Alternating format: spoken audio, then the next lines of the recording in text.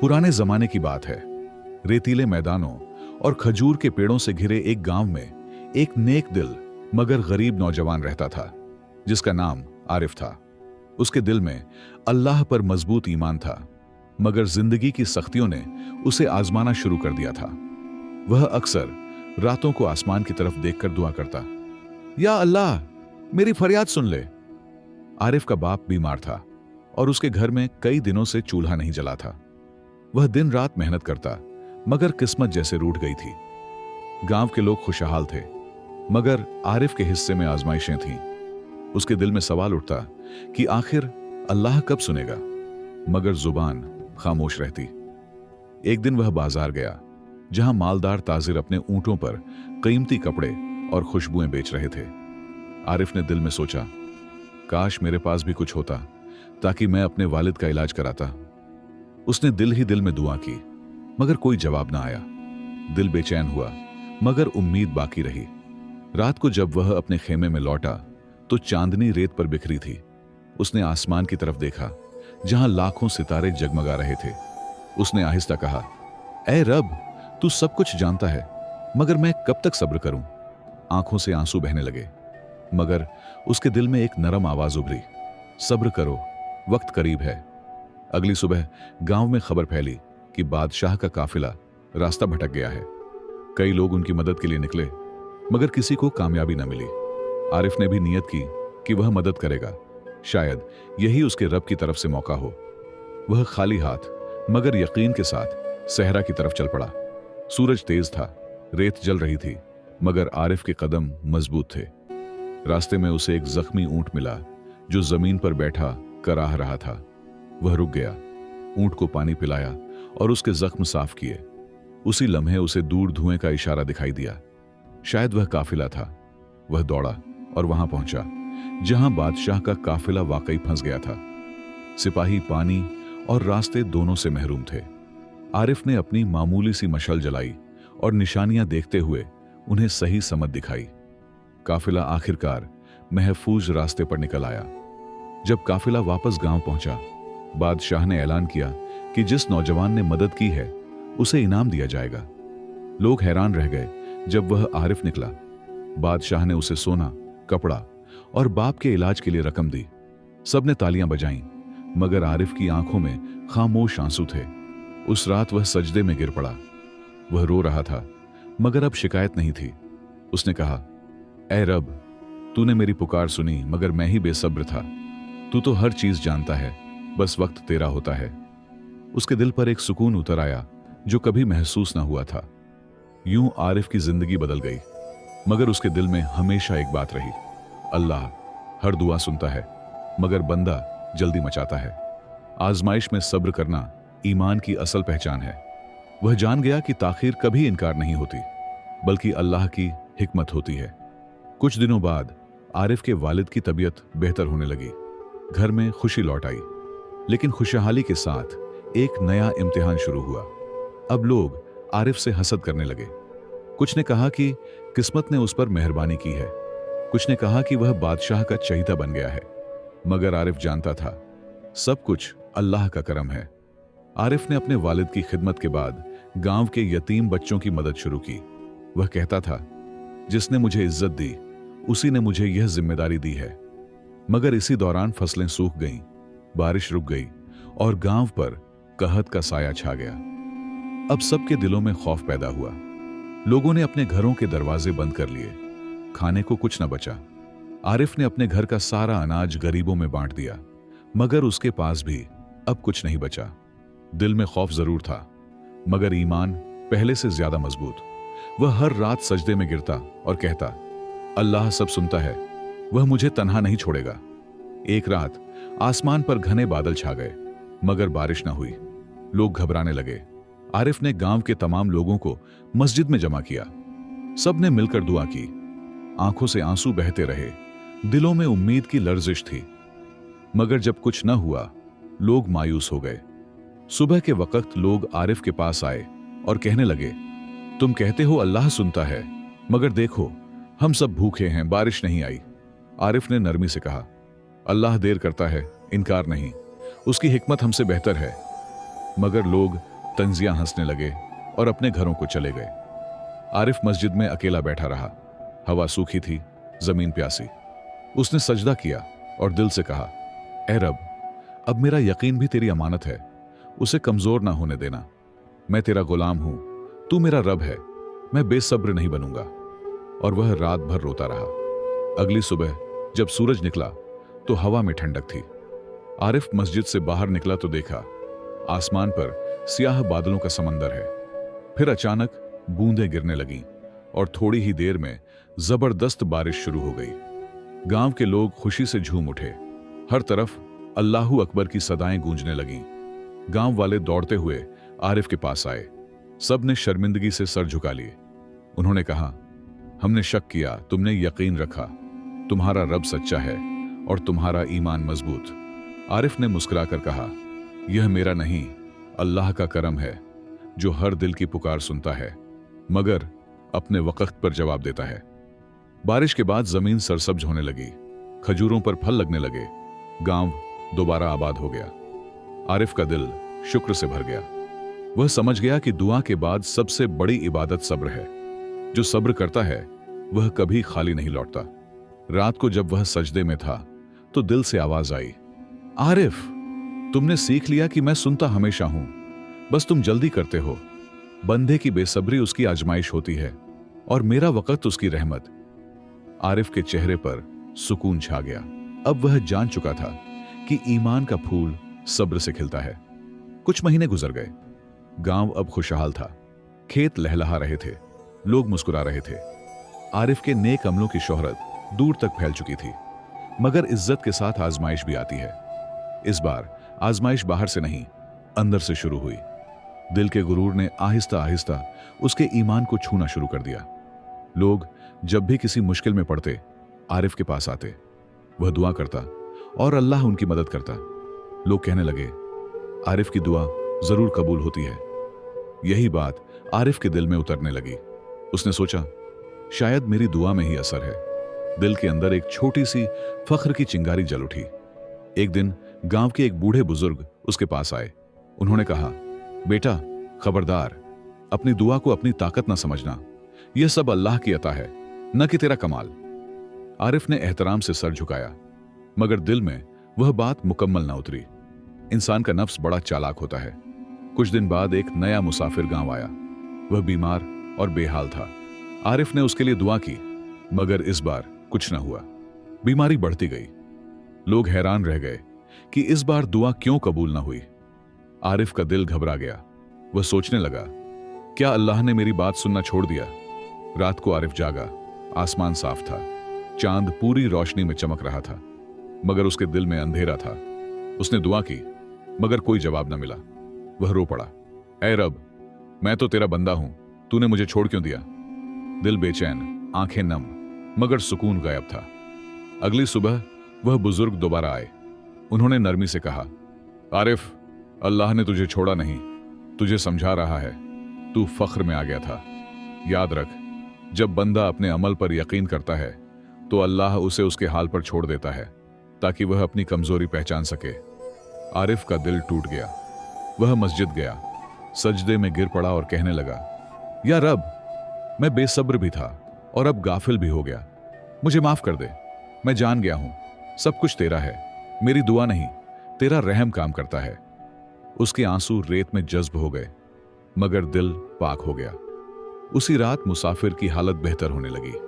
सुबह तक वह तंदुरुस्त हो गया। गांव के लोग हैरान थे, मगर आरिफ खामोश।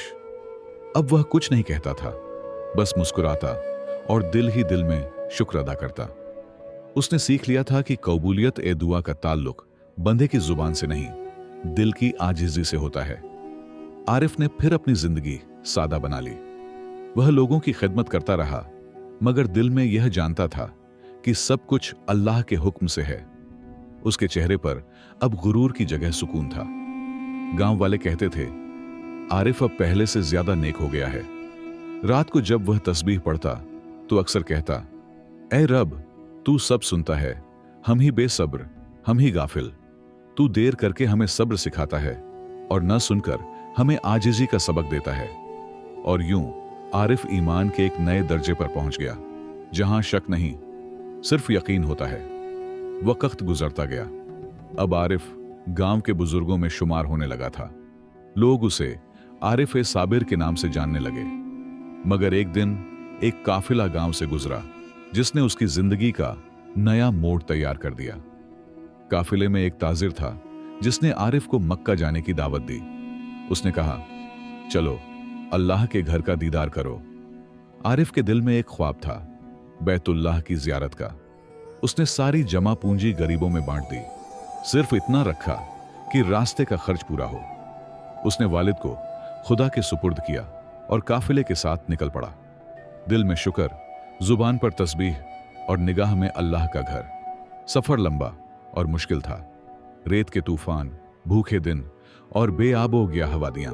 कई मुसाफिर हिम्मत हार गए, मगर आरिफ कहता, अल्लाह ने बुलाया है, वही पहुंचाएगा। मगर जैसे जैसे दिन गुजरे, उसके दिल में थकन बढ़ने लगी।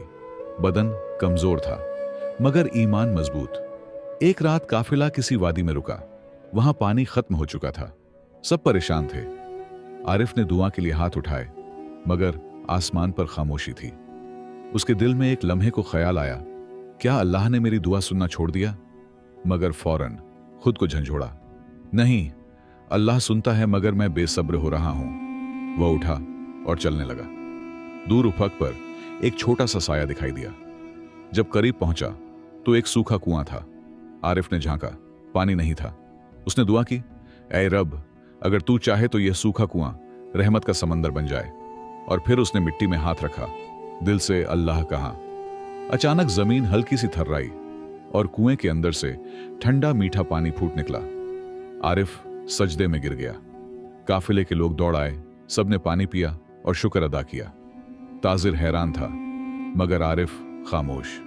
उसके दिल में सिर्फ यही बात गूंज रही थी, अल्लाह सब सुनता है, बंदा बस जल्दी करता है। सफर के आखिरी दिन वे मक्का पहुंचे।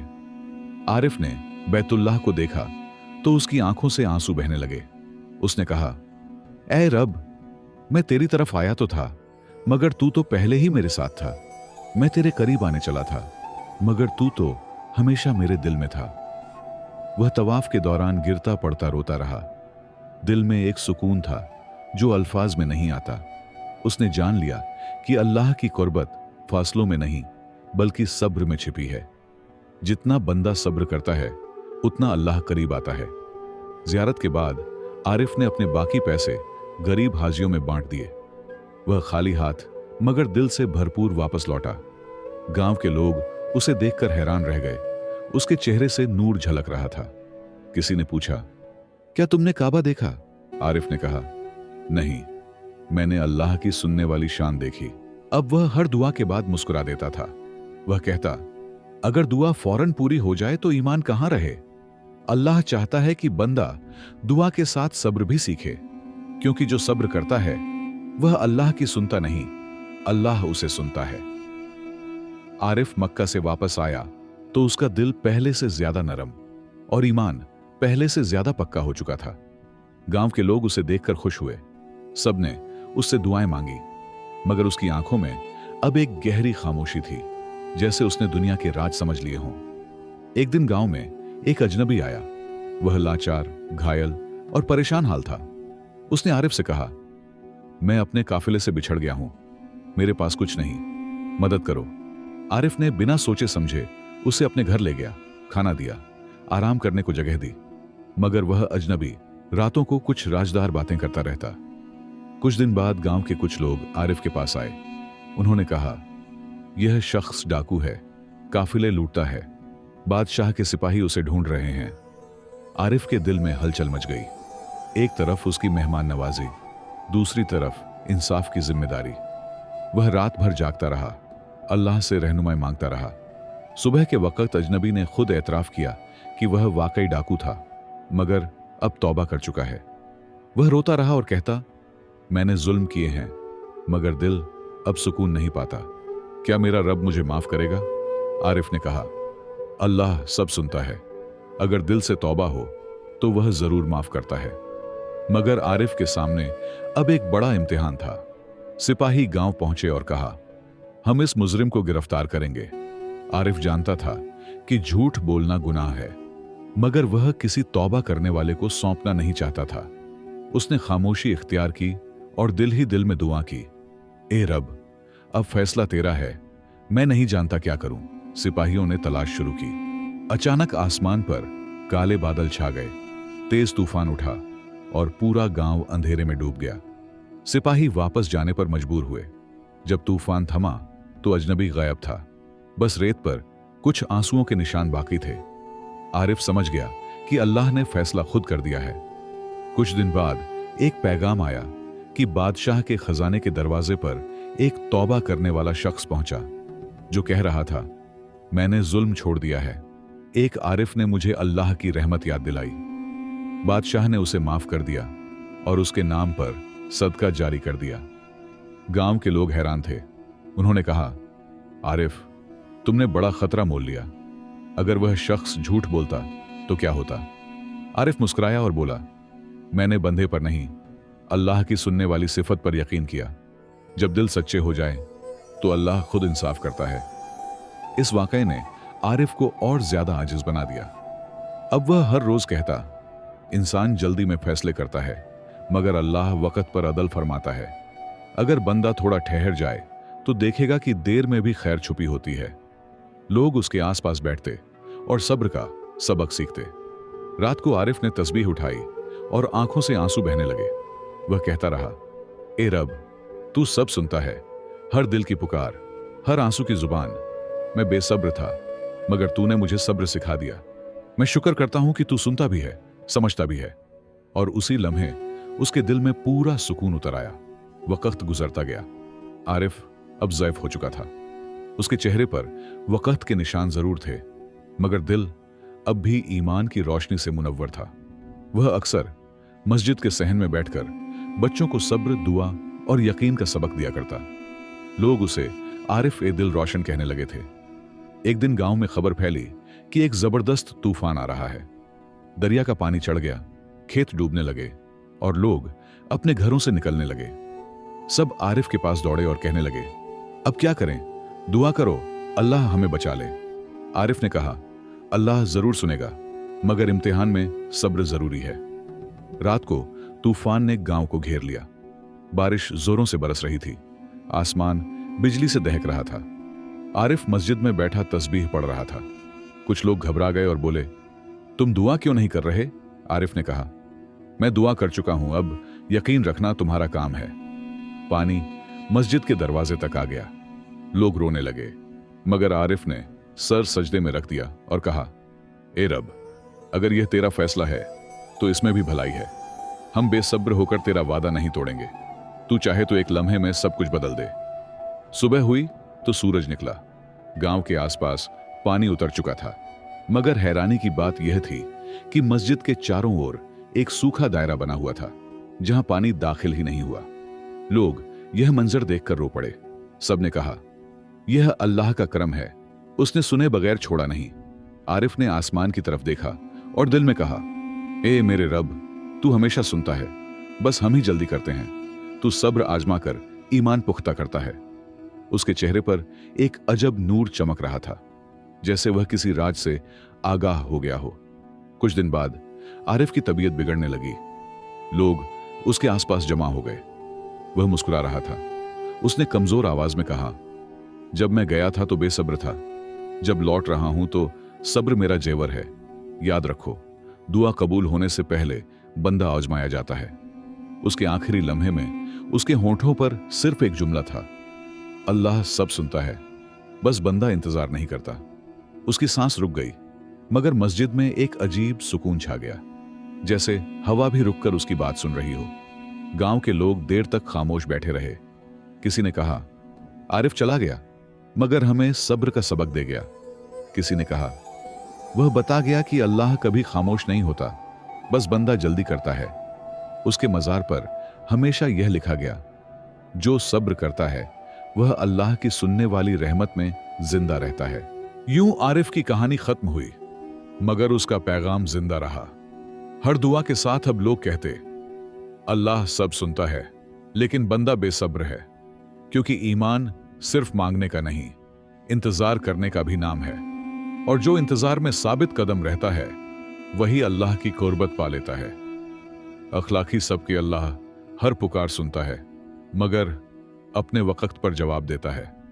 दुआ का असली हुस्न सब्र में छिपा है।